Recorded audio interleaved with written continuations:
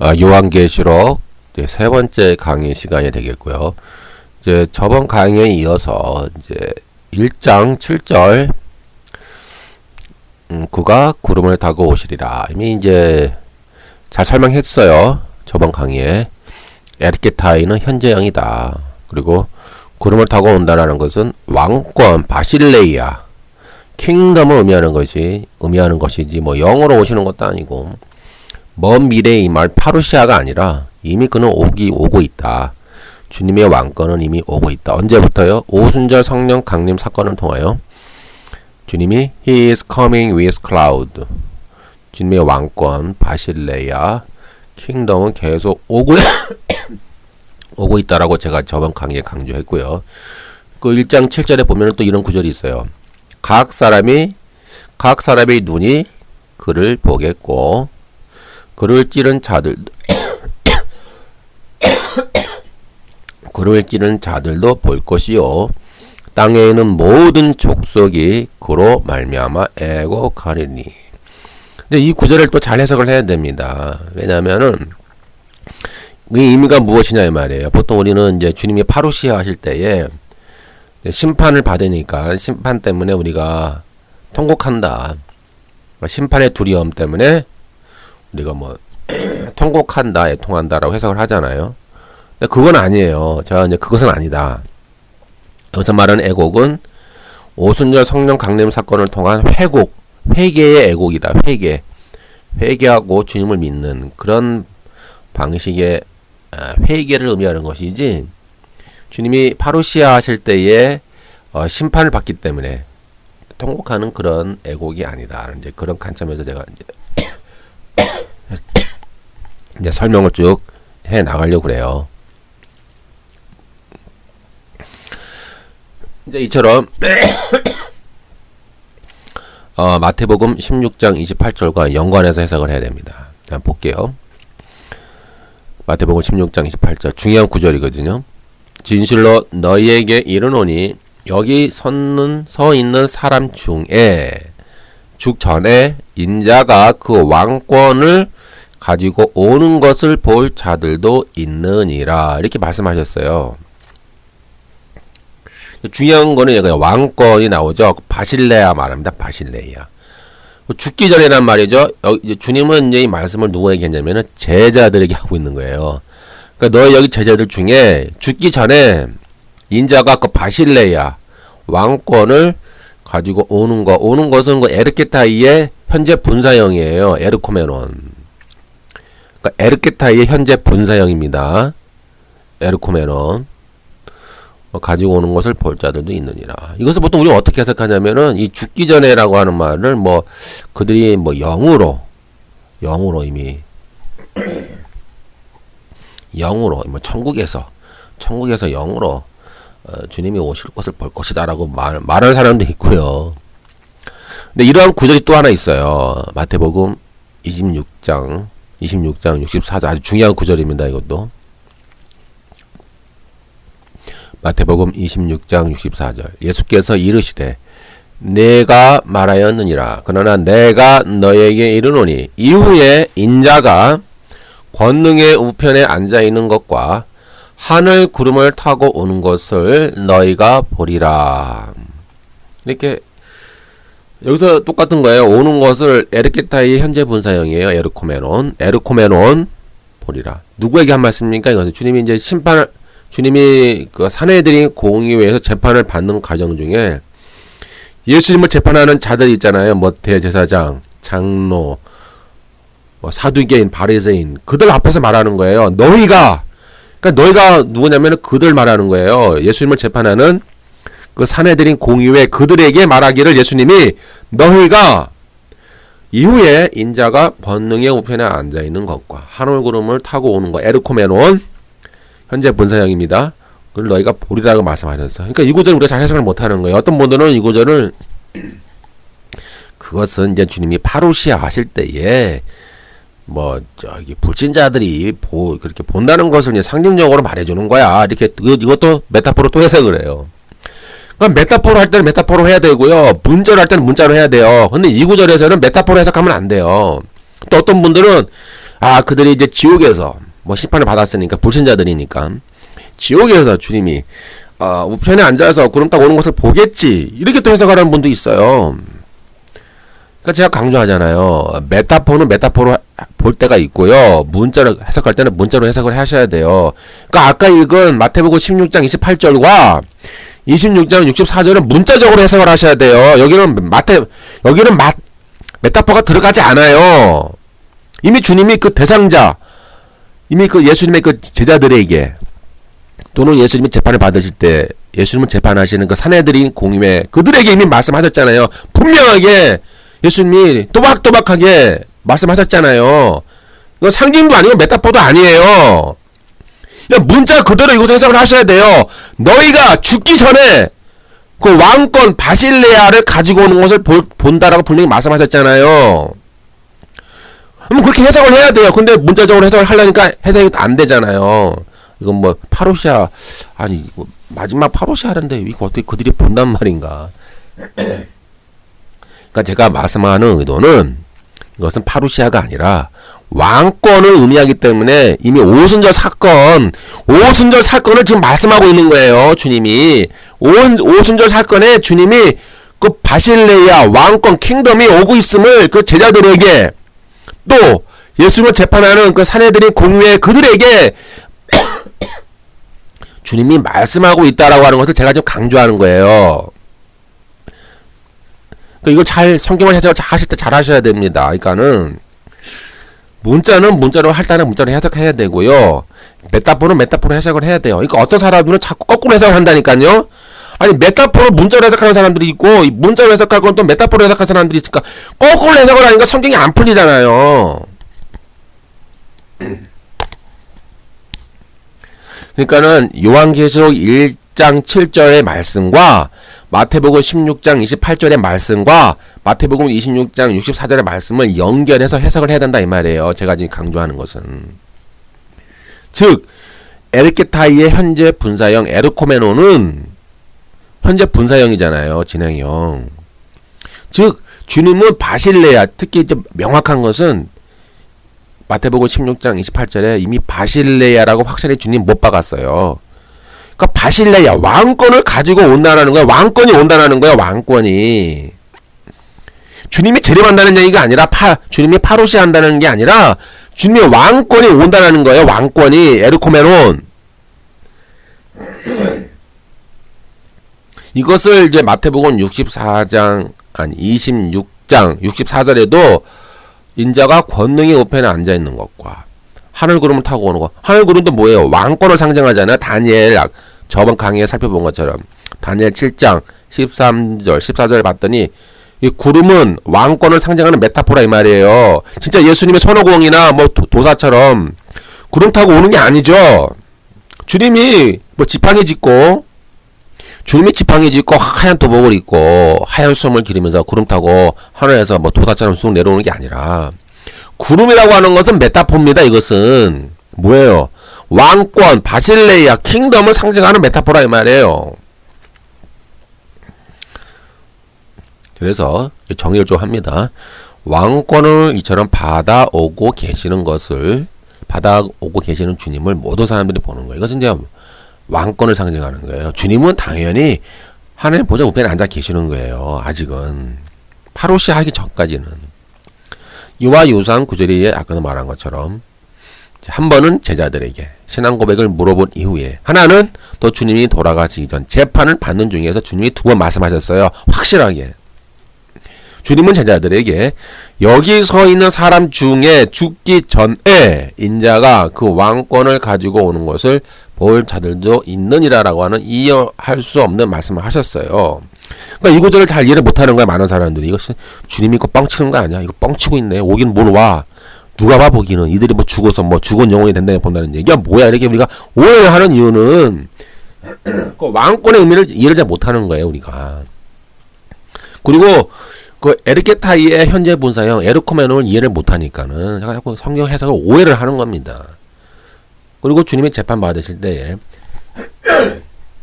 인자가 권능의 우편에 앉아 있는 것과 하늘 구름을 타고 오는 것을 너희가 보리라라고 하시는 황당한 말씀을 하셨어요. 그 요한복음에도 마찬가지예요. 요한복음에도 비슷한 말씀이 있어요. 19장 37절에 보니까 또 다른 성경에 그들이 그 찌른 자를 보리라 하였느니라. 이 말도 마찬가지. 그들이 뭐 죽어서 그 지옥에 가서 본다는 말도 아니고 뭐 다른 사람들이 대신 보는 거겠지 뭐 그런 말도 아니라 직접 그 찌른 자들이 예수님을 찌른 그 자들이 주님의 왕권을 가지고 오는 것을 본다라고 이미 요한복음 19장 37절에도 말하고 있는 거예요.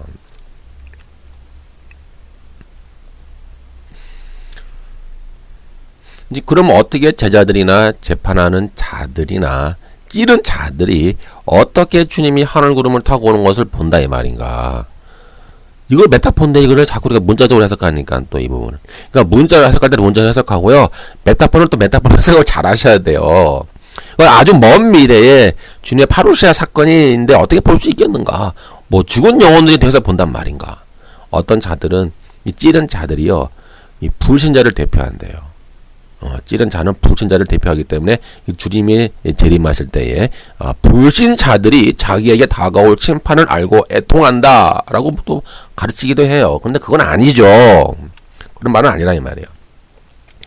여기서 인자가 그 왕권, 킹덤, 바실레이아를 가지고 오는 거 에르코메논과 인자가 권능의 우편에 앉아있는 것과 그 하늘 구름을 타고 오는 거 에르코메논은 동의어예요. 동의어.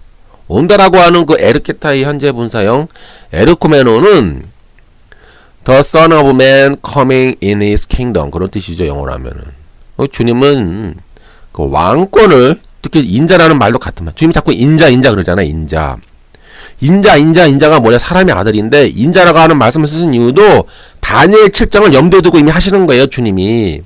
그러니까 이 인자 기독론인데 인자라고 하시는 말씀은 주님은 이미 다니엘서에서 등장하는 그 인자, 왕권을 가지고 오는 그 인자, 세상의 모든 나라를 깨부수고 종말론적으로 완성된 하나님의 나라를 가지고 올 그 인자를 주님은 염두에 두고 그 다니엘의 인자를 말씀하고 있는 거예요. 그냥 뭐 사람의 아들 그런 뜻이 아니라니까요. 다니엘의 인자를 주님은 염두에 두고 인자라는 말씀을 하실 때에 그 안에 그런 의미가 포함되어 있는 거예요. 그래서 주님은 그래서 인자로서 자꾸 자기를 나는 인자다. 그 인자라고 표현하는 이유는 그렇게 왕권을 가지고 오시고 있으면 이제 표현하는 그 용어예요. 그래서 주님은 먼 미래에 파루시아의 먼 미래에 물론 오시지만은 이 오늘 본문의 말씀은 그런 먼 미래에 올 것이 아니라 그 오순절 성령 사건을 통해서 오순절 성령 강림 사건을 통해서 그들이 즉 제자들이나 또 예수님을 재판한 자들이나 또 예수님을 찌른 자들이 볼 수 있도록 그들이 살아있는 동안 오고 있는 곳으로 이렇게 주님이 말씀하고 있는 거예요. 이처럼 주님이 오고 있는 주의 왕권 파루시아는 이제 모든 자들에게 오픈되어 있잖아요. 왜? 회개해야 되니까. 주님이 이제 오순절 성령 사건을 통해서 강림 사건을 통해서 오픈되어 있어요. 파루시아가 그 에르케타이가. 그러면 많은 사람들이 회개하는 거예요. 그래서 막 회개하고 믿고 하나님 나라 안으로 들어오잖아요. 오픈되어 있는 거예요. 그래서 누구나 볼 수 있게 이런 공개적인 성격을 갖고 있어요. 그러나 주의 재림 파루시아는 아주 은밀하게 도둑이 오는 것처럼 이렇게 조용하고 은밀하게 사람들이 모르게 오는 것으로 묘사하고 있어요. 그러니까 두 가지가 혼동돼 있어요. 그러니까 복음서도 마찬가지예요. 그러니까 주님이 특히 이제 마태복음 24장 쪽 보면은 종말론 강화를 보면은 어떤 오픈돼 가지고 주님이 모든 사람이 볼 수 있게 이렇게 오는 것을 묘사되는 부분도 있고 또 어떤 부분을 보니까는 은밀하게 조용하게 도둑이 오는 것처럼 아무도 모르게 파루시아를 묘사하는 구절이 있단 말이에요. 그러니까 이렇게 보니까는 주님이 이러한 이제 왕권을 가지고 오시는 사건은 이제 주로 오픈되어 있어서 누구나가 볼 수 있게 공개적인 성격을 갖고 있는 반면 주님의 파루시아는 은밀하게 오는 거예요. 도둑이 오는 것처럼. 성경 구절을 보면은 마태복음 24장 42절 그러므로 깨어 있으라 어느 날에 주가 임하는지 너희가 알지 못함이니라. 이것은 파루시아거든요. 그러니까 파루시아는 모른다는 거야. 아무도. 그 비공개적인 거예요. 그 베드로후서 3장 10절에도 보니까 그러나 주의 날이 도둑같이 오리니 이게 나와요.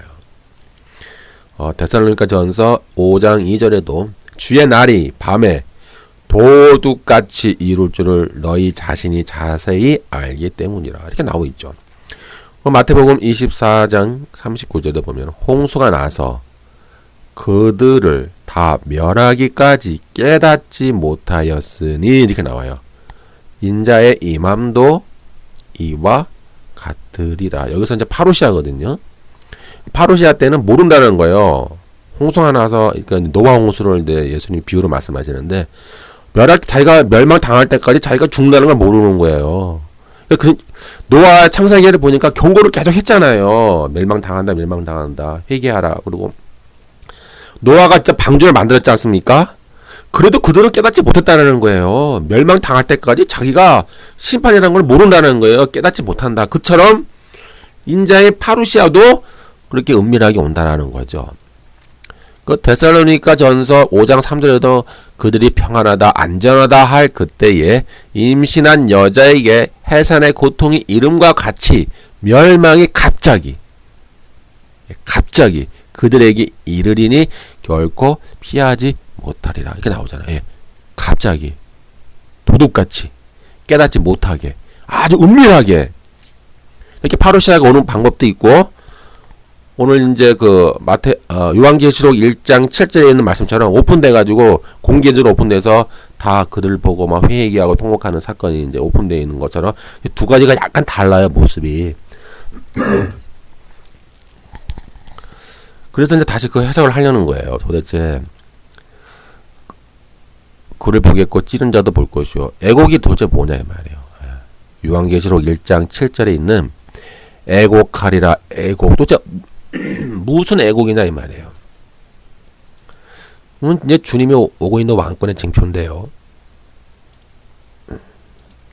이러한 성경 구절을 한번 잘 보면은요, 스가랴서랑 같이 비교해서 해석을 해야 돼요. 스가랴에서도 보면은 같은 평행 구절이 있거든요. 보니까 스가랴 12장 10절에 보니까 내가 다윗 집과 예루살렘 주민에게 은총과 간구하는 심령을 부어주리니 그들이 그 찌른 바 그를 바라보고 그를 위하여 애통하기를 독자를 위하여 애통하듯 하며 그를 위하여 통곡하기를 장자를 위하여 통곡하듯 하리로다. 이게 두 가지가 같이 나오는 거 보세요. 은총과 광고하는 심령이 나오잖아요. 그러니까 이건 종말론적 심판이 아니라니까요. 그러니까 주님이 파루시아 하실 때에 그 심판 때문에 애곡하는 게 아니라 스가랴 12장 10절에 봤더니 은총과 강구하는 심령은 뭐예요? 은혜의 사건이잖아요. 은혜. 회개의 사건을 말하는 거예요. 이거 심판의 사건이 아니라 은총과 강구하는 심령이라고 하는 것은 이미 오순절 사건을 이미 스가랴 12장 10절에서 이미 내다보고 있는 거예요. 이렇게 오순절 성령 강림 사건을 통해서 다윗의 집과 예루살렘 주민에게 은총과 간구하는 심령, 그러니까 회개하는 거예요. 회개하는 심령을 부어주리니 그들이 그 찌른 바 그를 바라보고 그를 위하여 애통하기를 독자를 위하여 애통하듯 하며 그를 위하여 통곡하기를 장자를 위하여 통곡하듯 하리로다. 그 말씀을 가지고 오는 거예요. 요한계시록 1장 7절에서. 그러니까는 볼지어다 그가 구름을 타고 오시리라. 각 사람의 눈이 그를 보겠고 그를 찌르는 자들도 볼 것이요 땅에 있는 모든 족속이 그로 말미암아 애곡하리라. 그 말이 그 말 아닙니까 지금? 그러니까 뭔 말을 하는 거예요? 그러니까 주님이 파루시아 하실 때에 이 말 그 종말론적 심판 때문에 통곡한다는 말이 아니라 이미 오순절 성령 강림 사건을 통하여서 주님이 주님이 이제 에르케타이 파루시아가 아닙니다. 죄송합니다. 주님의 왕권이 에르케타이 하고 있으니 그를 보고 그들이 이제 회개한다는 거예요. 애통하고 통곡하며 회개한다. 그 말을 지금 요한계시록 1장 7절이 말하고 있는 거예요. 스가랴 12장 10절을 통하여. 그럼 언제부터 회개 사건이 일어났습니까? 즉 이제 이것처럼 보면은 이제 구약 스가랴를 통해서 해석을 하는 거예요. 이런 말미암아 스가랴 이런 애통과 통곡의 사건은 은총과 간구하는 심령을 부어주리라는 말씀처럼 회개의 사건이지 파루시아 할 때 이 말은 종말운동 심판의 사건이 아니에요. 주님이 파루시아 할 때는 회개하지 못해요. 근데 주님이 이제 임박해서 재림하 파루시아 하시면 그때는 이미 모든 기회가 끝난 거예요. 끝이에요. 끝. 엔드. 주님이 파루시아 하시면 그때는 다시 회개할 기회가 없다는 얘기예요. 그러니까 주님이 파루시아 하기 전까지 회개하라 이 말이에요. 회개하라. 때문에 스가랴서는 저런 은총과 강구하는 심령을 부어주겠다는 말은 회개의 애통입니다. 예. 이 뜻은 인자가 왕권을 가지고 오실 때에 회개의 사건을 동반한다는 거예요. 즉 오순절 성령 강림 사건을 통해서 주님이 그 왕권 바실레야 킹덤을 가지고 에르키타이 한다는 거예요. He is king, he is coming. He is coming with clouds. 계속 오고 있는 거야. 계속 오고 있고 있는 거예요. 파루시아 할 때까지. 왕권이 킹덤이 바실레야하고 온다는 얘기예요. 그래서 요한계시록 1장 7절을 그렇게 해석을 하셔야 됩니다. 그러면 언제부터 회개사건이 일어나는가요? 아주 먼 미래에 주님이 파루시아 하실 때 회개사건이 일어나는 거 아니에요. 파루시아 할 때는 회개가 안 일어나요. 회개할 수 있는 기간이 없어요. 회개할 수 있는 기간은 주님이 파루시아 하기 전까지 그때가 회개 기간이죠. 파루시아 한 다음에는 회개할 수 있는 기간이 없는 거예요. 어떤 세대주의자들은 먼 미래에 있을 유대인의 회심 아니냐 이렇게 보기도 해요. 또는 주의 재림 때에 불신자들이 심판받는 것을 두려워해서 울부짖는 애통이 아니냐 그렇게 해석하기도 해요. 근데 우리는 보통 그렇게 생각하고 요한계시록을 보기 때문에 많은 문제가 생기는 거예요. 자꾸 오해를 하는 거예요. 이게 뭔 뜻이지? 애매한데 하면서 몰라.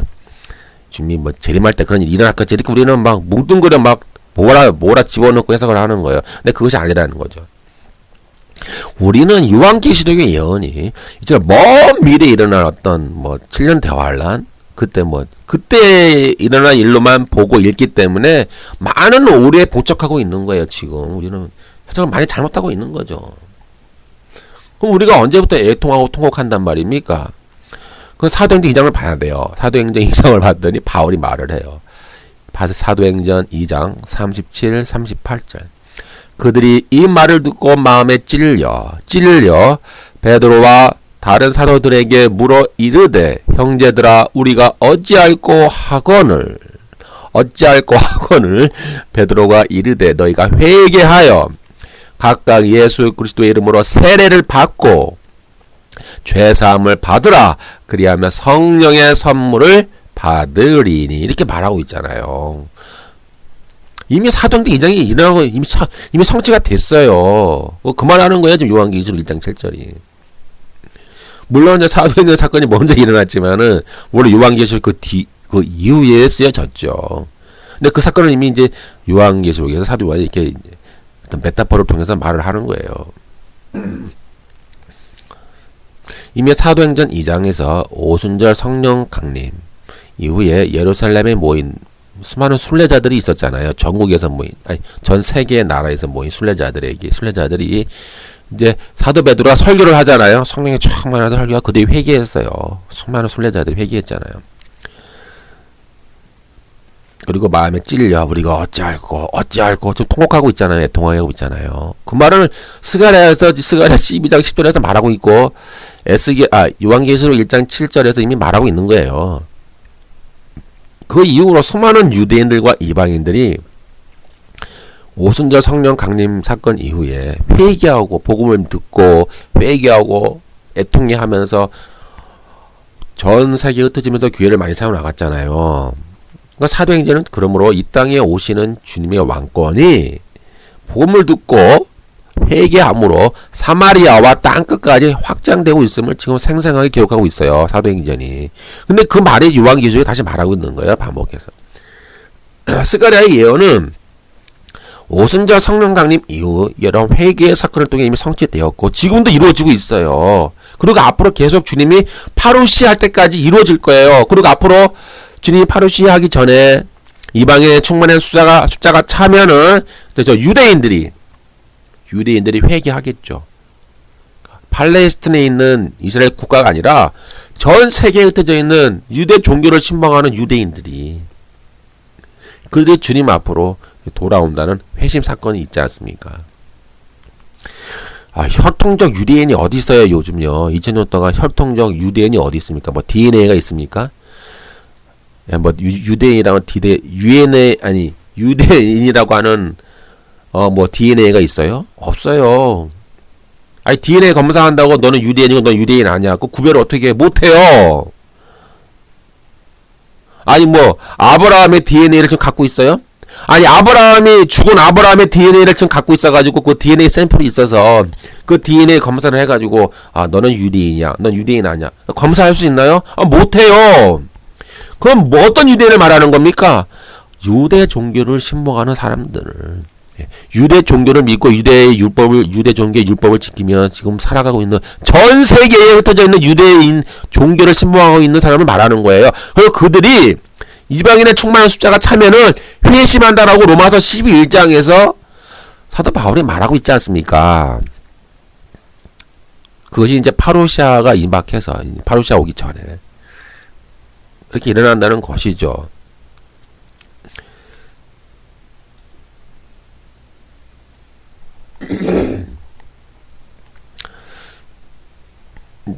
이제 결론 내립니다. 인자가 하늘 구름을 타고 오는 것과 에르코메논이죠. 에르코메논. 인자가 왕권을 가지고 오는 것, 에르코메논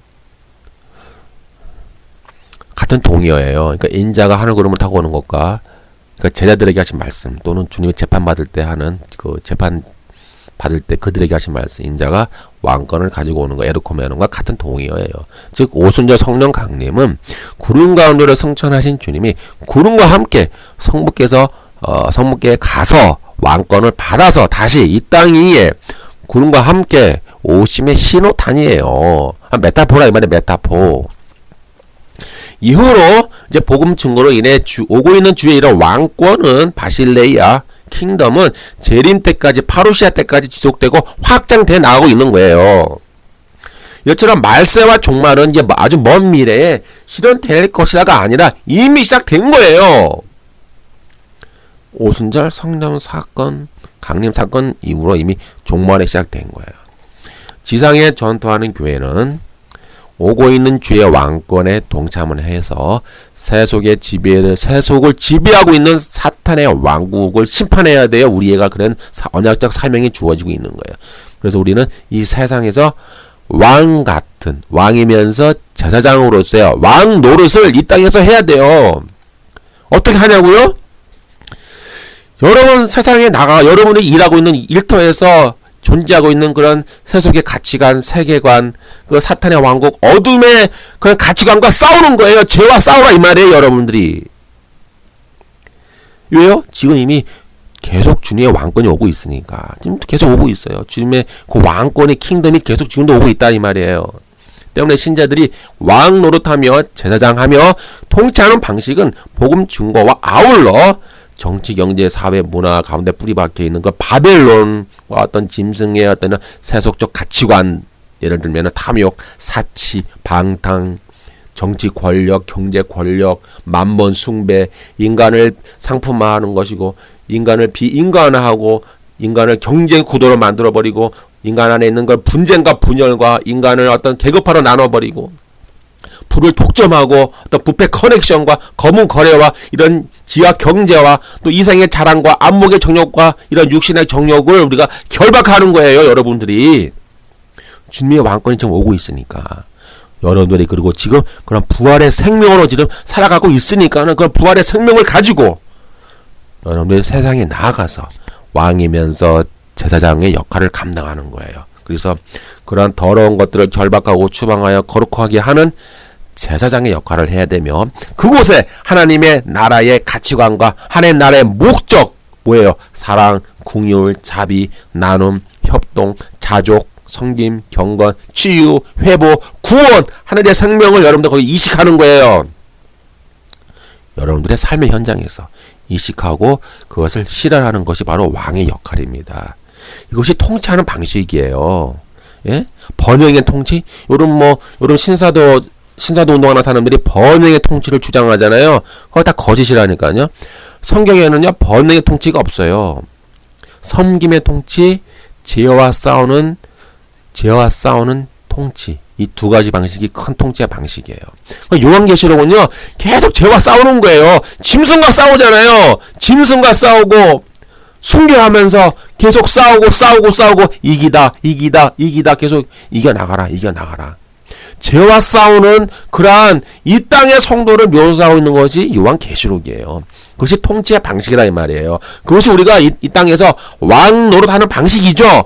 번영, 물질의 번영, 문화의 번영, 그거는 성경에서 말하지 않는 인본주의 방식이에요. 그렇기 때문에 신사도 운동의 번영의 통치는, 번영의 신학은 그것은 바알의 신학이고 그것은 사탄의 신학이 되는 거예요.